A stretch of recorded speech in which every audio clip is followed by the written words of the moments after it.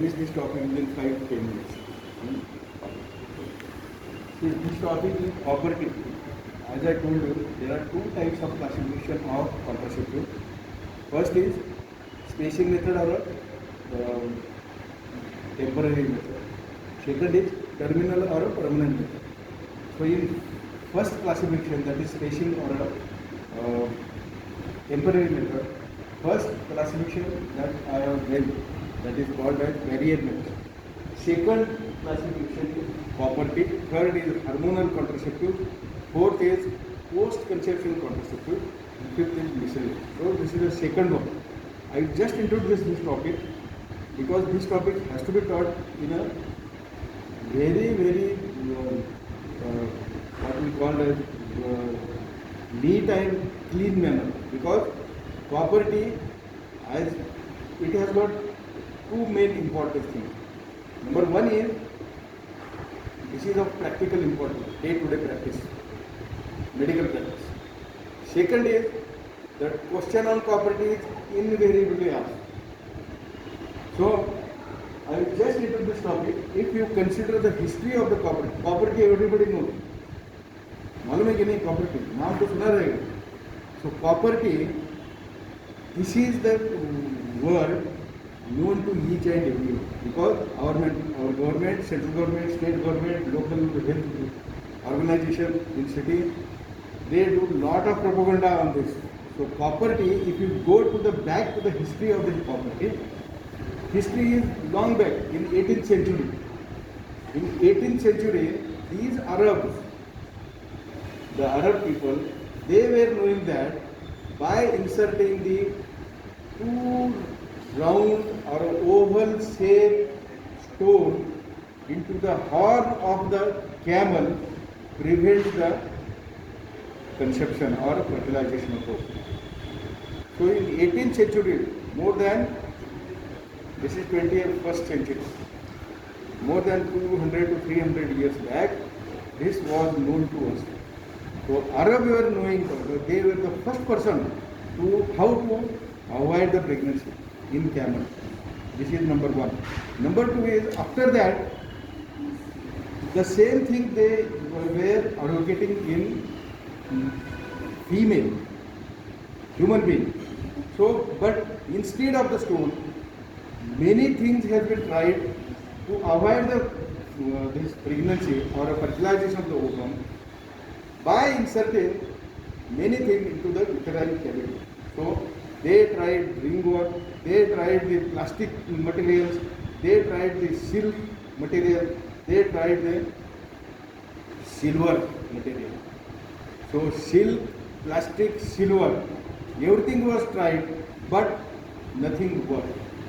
There were a lot of pregnancy rate because of this. So ultimately, they came to know that by doing all the permutation and combination, the copper iron has got the highest anti-fertility action when put into the uterine tissue. So this is the history of copper. Now coming to what are the types of copper. By and large, there are two types of property.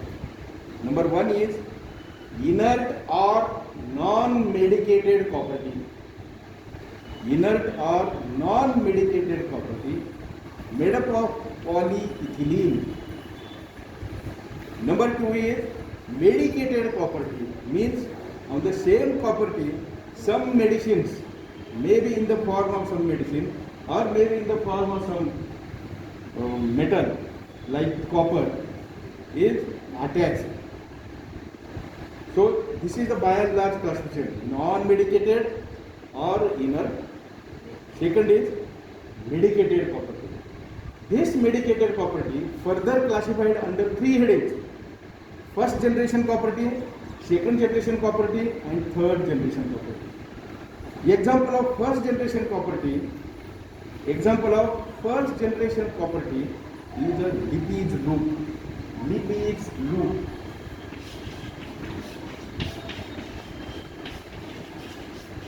So this is the example of first generation property.